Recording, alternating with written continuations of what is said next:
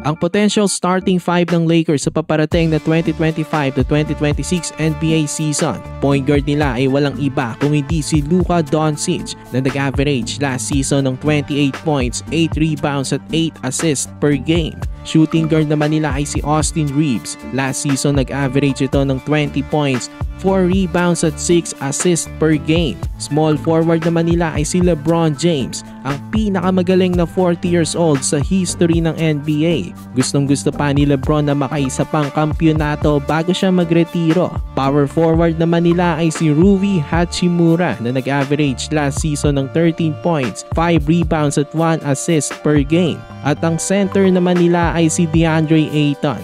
Finally, meron na kang solid na center itong Lakers na magandang ipares kay Luka Doncic. Nag-average si Ayton last season ng 14 points per game, 10 rebounds at 1 block. Ang 6-man siguro ng Lakers ay si Marcus Smart, ang isang makulit na defender at all-out kung humasel.